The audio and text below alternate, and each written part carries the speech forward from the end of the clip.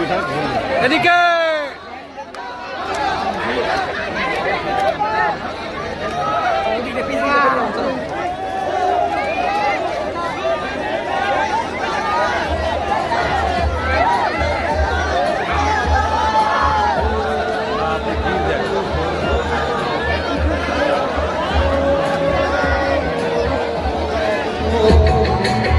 কষ্টের মধ্যে আছে, একজনই বাজাতে পারে, সেটা হচ্ছে একটা দল।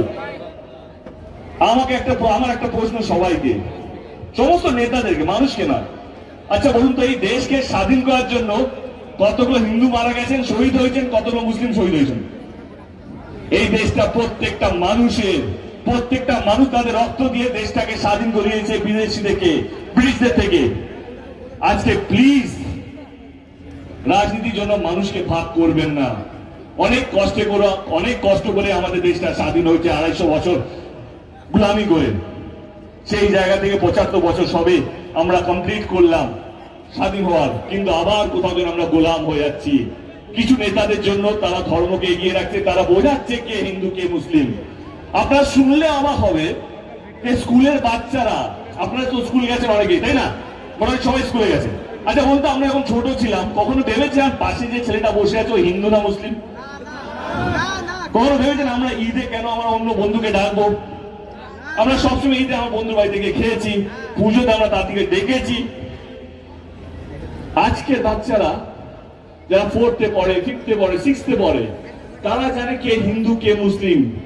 তাদের মাথার মধ্যে চলছে হিন্দু মানে হিন্দুর সঙ্গে বন্ধুত্ব করবে, মুসলিম মানে মুসলিমের সঙ্গে বন্ধুত্ব করবে। আমরা কোথায় যাচ্ছি? তাদেরকে হিন্দু মুসলিম জানার বয়স। উত্তরপ্রদেশে পরীক্ষা হচ্ছে, পরীক্ষার খাতা খালি রেখে জয় শ্রীরাম লিখে দিয়ে দিচ্ছে, 50% মার্কস পৌঁছে গেছে তার। মানে এটা এতটাই খারাপ, যদি বাংলায় পরীক্ষা হয় খালি খাতায় জয় বাংলা লিখে দিয়ে দিয়ে সে 50 মার্ক পাবে, সেটাও অতটাই খারাপ হবে যদি হয়। কিন্তু যেই দিকে যাচ্ছে, তাহলে বিশ্বাস করুন যার পড়াশোনা করে লাভ নেই, শুধু জয় শ্রীরাম জয় বাংলা লিখলেই হয়ে যাবে। আপনারা কি চান? আপনাকে এরকম একটা সমাজ চান যেখানে ধর্ম হবে আর কিছু হবে না, রাস্তা রাস্তায় শুধু মন্দির হবে, রাস্তা রাস্তায় শুধু মসজিদ হবে, চিকিৎসা করার জন্য হসপিটাল হবে না, পড়াশোনার জন্য স্কুল কলেজ হবে না। কেউ বলবে না কি আমরা এতটা ইউনিভার্সিটি করেছি, আমরা এতটা হসপিটাল করেছি। বলবে আমরা বিদেশে লন্ডনে একটা মন্দির করেছি, আমেরিকা একটা মন্দির করেছি, দুবাইতে একটা মন্দির করেছি। এইগুলো নিয়ে আলোচনা হবে। কিন্তু নির্বাচন তো সেটার জন্য নয়। নির্বাচন এখানে যতগুলো মানুষ আছে তাকে সরকার আগলে রাখতে পেরেছে কিনা, ভালো রাখতে পেরেছে কিনা, সে যে কোনো ধর্মের হোক তাকে পরিষেবা দিতে পারছে কিনা, সে যে কোনো ধর্মের হোক তার ছেলেমেয়েরা ভালো আছে কিনা, সে যে কোনো ধর্মের হোক। এই দেশটা আমাদের সবার, প্রত্যেকটা মানুষ যারা এই দেশে বাস করে, এই দেশটা প্রত্যেকের। এখানে হিন্দু মুসলিম পরে হবে, প্রথমে আমরা সবাই ভারতীয়। আমাদের একটাই পরিচয়।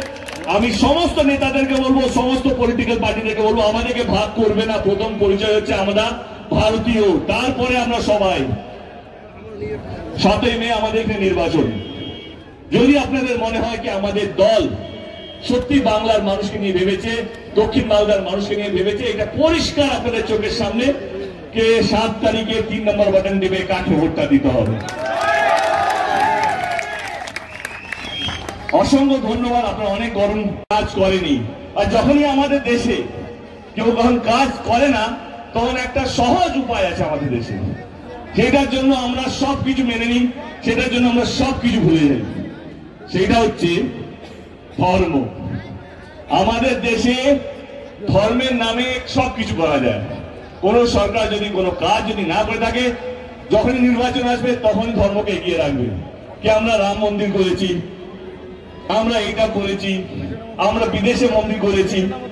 আমার কথা হচ্ছে নির্বাচন মন্দির বানানো নিয়ে না। 2024-এর নির্বাচন কে কতগুলো মন্দির বানাচ্ছে, কে কতগুলো মসজিদ বানাচ্ছে, না না না না, এই নির্বাচনটা সেই নির্বাচন নয়। 2024-এর নির্বাচনটা হচ্ছে কে কতগুলো হসপিটাল বানাচ্ছে, কে কতগুলো স্কুল বানাচ্ছে, কে কতগুলো রাস্তা বানাচ্ছে, আর কে মানুষকে ভালো রাখছে। সে হিন্দু হোক, মুসলিম হোক, ইসাই হোক বা যে কোনো কমিউনিটি হোক, এই নির্বাচনটা হচ্ছে সেই নির্বাচন। আমি আপনাদেরকে রাজনীতি বোঝাতে আসিনি, আপনারা রাজনীতি আমার চেয়ে বেশি বোঝেন। এবং যারা আমাদের দলের কর্মী আছে, মানুষকে বোঝানোর একটা মাত্র দিন আছে। যারা এখনো ভাবছে যে কেন্দ্র সরকারকে ভোট দিলে বা বিরোধী দলকে ভোট দিলে হয়তো ওরা আরো 100 টাকা গ্যাসের দাম, 1000 টাকা গ্যাসের দাম, 1100 টাকা গ্যাসের দামটা 500 টাকা করবে, না না না। নির্বাচন হয়ে যাওয়ার পর গ্যাসের দাম বাড়বে, সমস্ত দাম বাড়বে, কারণ যে টাকাগুলো খরচা হচ্ছে নির্বাচনে সেটা তো আদায় করতে হবে। সেই জায়গা থেকে আমি বলবো আমাদের সরকারের কিছু কাজ, এই নির্বাচনটা কে কতগুলো হসপিটাল বানাবে, স্কুল বানাবে, সেটা নিয়ে যেটা বললাম, তাহলে আপনারা শুনে রাখুন। এই ডিস্ট্রিক্টে আমাদের সরকার 2013 পর থেকে অনেকগুলো সুপার স্পেশালিটি হসপিটাল বানিয়েছে, SNSU চাইল্ড কেয়ার বানিয়েছে, এবং সবচেয়ে বেশি জরুরি সেটা হচ্ছে একটা গরিব মানুষ যদি বেশি বড় অসুখ হয়ে যায়, তারা প্রাইভেট হসপিটালে যেতে পারতো না, কারণ তাদের কাছে পয়সা নেই। তারা সরকারি হসপিটালে যেত, যখন ডেট পাবে, কারণ অনেক লাইন লাগে, সেই ডেট পাওয়া অব্দি তাদেরকে বসে রাখতে হতো।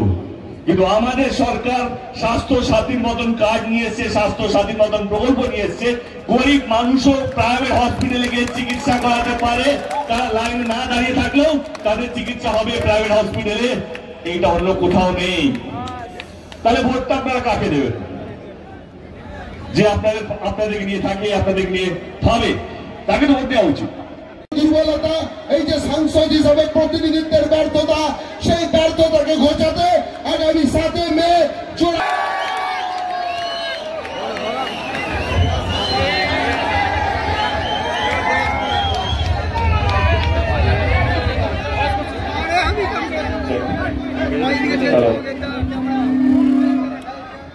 হ্যালো,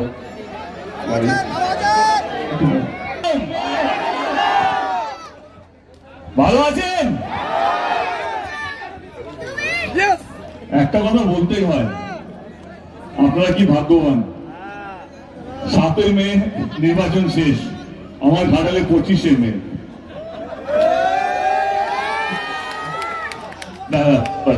আমরাও ভাগ্যবান। আমার মনে হয় কি এখানে আমার আসার দরকারই ছিল না। সরাজ ভাই যা বললো, তারপরে কিছু বলারই থাকে না, কিছু বলার বাকি থাকে না। প্রথমে 2-4টে কথা বলবো, ভোটটা নিয়ে পরে আসছি। আমি 10 বছর ধরে রাজনীতির মধ্যে আছি, দিদির হাত ধরে। আমার কোথাও যেন মনে হয়েছে শিক্ষিত লোকেদের দরকার রাজনীতির মধ্যে, সে যেই দলেরই হোক না কেন। পড়াশোনার লোক, যারা বাংলাকে রিপ্রেজেন্ট করবে, বাংলার কথা গিয়ে বলবে, আর যদি বড় কথা বলি তাহলে ভারতের কথা গিয়ে বিদেশে বলবে। কারণ পার্লামেন্ট এমন একটা জায়গা যেখানে শুধু আমরা বাংলাকে রিপ্রেজেন্ট করি না, আমরা আমাদের দেশকে রিপ্রেজেন্ট করি। সেই জায়গা থেকে আমাদের সত্যি মনে হয় যত বেশি শিক্ষিত মানুষ পার্লামেন্টে বসবে, অত বেশি শিক্ষিত আমাদের দেশ হবে, এটা আমি সত্যি বিশ্বাস করি। তো এই কারণেই আমার সত্যি বুক ভরা ভালোবাসা সায়ন ভাইকে, কে শিক্ষিত মানুষদের সত্যি দরকার। চলে আসি 7 মে আমাদের এখানে নির্বাচন। আমি এটুকু বলবো, আমি আপনাদের ভোট দলের প্রত্যেকটা কর্মী যারা মঞ্চে আছেন তারা উত্তর দেবেন আমরা গত 15 বছরে কি কি করেছি 2026-এ। কিন্তু 2024টা আমাদের দেশকে কে চালাবে সেটা নিয়ে। 2014-তে যখন কেন্দ্র সরকার এসেছিল, তারা আসার আগে বলেছিল কে 15 লক্ষ টাকা করে প্রত্যেকটা ব্যাংক অ্যাকাউন্টে আসবে, বলেছিল তো? এসেছে? বলেছিল প্রত্যেক বছর 2 কোটি চাকরি দেবে। প্রত্যেক বছর 2 কোটি চাকরি তো দূরের কথা, আমাদের রাজ্যের চাকরিগুলো ওরা কাড়িয়ে নিচ্ছে। যেই ছেলেগুলো কষ্ট করে চাকরি পেয়েছে সেই চাকরিগুলো চলে গেছে। এবং আপনার সঙ্গে অবাক হবেন কে আমাদের দেশে আজকে চাকরির যা খারাপ অবস্থা, সেটা স্বাধীনতার পর কোনোদিন এত খারাপ অবস্থায় নামেনি যেটা আজকে দাঁড়িয়ে হয়েছে। তো কার কে জিম্মেদার এটার জন্য? কেন্দ্র সরকার। বিজেপি না, যে কেন্দ্র সরকারে থাকবে সে, তাই তো? বিজেপি আছে কেন্দ্র সরকারে। দেখুন, আমি একটা কথা পরিষ্কার বলি, আমার কেউ শত্রু না, আমার না বিজেপি শত্রু, না কংগ্রেস শত্রু, না সিপিএম। আমার হচ্ছে কি, যে যেই পোস্টে আছে, যে চেয়ারে বসবে তাকে প্রশ্নের উত্তর দিতে হবে। কারণ আমি ভোট দিচ্ছি, আমার কিছু প্রশ্ন আছে। তারা বলেছিল একটা সময় কে গ্যাসের দাম 400 টাকা করে চাই কিনা, 2014 আগে ভিডিও ভর্তি আছে, ইউটিউবে খুঁজলেই পেয়ে যাবে। কেন্দ্র সরকার বলেছিল আমরা সরকারে এলে আমরা 400 টাকা করে গ্যাস দেবো। আজকে সেই গ্যাসের দাম 1100 টাকা হয়ে গেছে। ভোটের জন্য 200 টাকা কমিয়েছে। কথা দিচ্ছি, ভোট ওরা যদি জিতে যায় জেতার পরেই 500 টাকা বাড়িয়ে দেবেন। তো আমার প্রশ্ন হচ্ছে, যেই কথাগুলো ওনারা দিয়েছিলেন কি আমরা 400 টাকা গ্যাস দেবো, পেট্রোল ডিজেলের দাম বলেছিল 40 টাকা করবো, 50 টাকার মধ্যে রাখবো পেট্রোল আর ডিজেলের দাম, আজকে সেই পেট্রোল আর ডিজেলের দাম সেঞ্চুরি ক্রস করেছে। মানে 100 টাকা বেশি ডিজেল আর 100 টাকা 110 টাকা নাকি 11 টাকা পেট্রোল পাওয়া যাচ্ছে। তো আমার একটাই কথা, যেই যে প্রতিশ্রুতি ওনারা 2014 থেকে দিয়ে এসছেন একটাও রাখতে পারেননি, তাহলে কিসের ভোট? কথা দিয়ে ভোট নিয়ে চলে যাওয়া, তারা মানুষকে বোকা বানানো, এরকম অনেক কিছু আছে। আজকে আপনারা শুনলে অবাক হবেন, দেশের উপরে আজকে যা ঋণ, যেটা স্বাধীনতার পর দেশে এত বেশি ঋণ কোন সরকার নেয়নি, যেটা 2014 থেকে 2024 অব্দি কেন্দ্র সরকার নিয়েছে। তাহলে ভোটটা আমরা কাকে দিচ্ছি? দেশের উপরে ঋণ মানে আপনাদের সবার উপরে ঋণ, আমার উপরে ঋণ, আর প্রত্যেকটা মানুষকে তার ঋণটা চুকাতে হবে, প্রত্যেকটা মানুষকে তার ঋণটা মেটাতে হবে। সেটাই হচ্ছে দেখতে কারণ। এবার আমার প্রশ্ন কেন্দ্র সরকারকে, যে 10 বছর আমরা দিয়েছি এবং কেন্দ্র সরকারের সমস্ত প্রার্থী যারা বাংলা জুড়ে আছে, আপনারা কেন্দ্র সরকারের 10টা কাজ বলুন যেটা গরিব মানুষের জন্য। ওরা যদি 10টা কাজ গরিব মানুষের জন্য বলতে পারে, তাহলে আমরা এখান থেকে দাঁড়িয়ে বলবো হ্যাঁ তাহলে ভোটটা ওনাদেরকে দিই।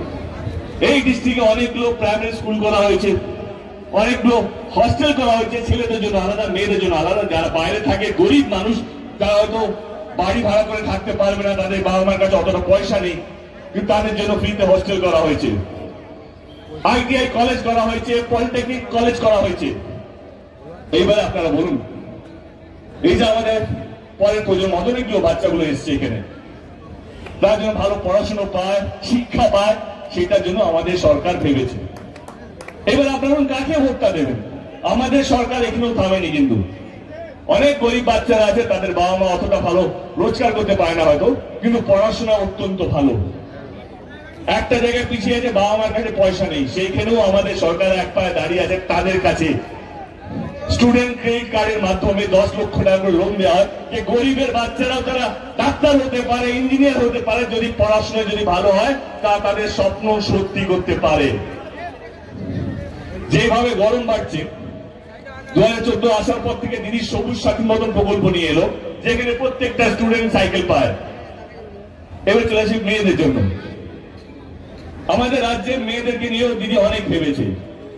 আগে মেয়েরা বেশি দূর অব্দি পড়াশোনা করতে পারতো না, কারণ বাবা মা ভাবতো বেশি কি পড়িয়ে লাভ, তাদের পড়াশোনা করে তাদের বিয়ে করিয়ে দিই। তাদের পাশে দিদি দাঁড়িয়েছে কন্যাশ্রী মতন প্রকল্প নিয়ে এসে, যতটুকু চাইবে, যতদিন চাইবে মেয়ে পড়তে পারে, তার পাশে আমাদের দিদি, আমাদের সরকার দাঁড়িয়েছে। সেইখানে থামেনি।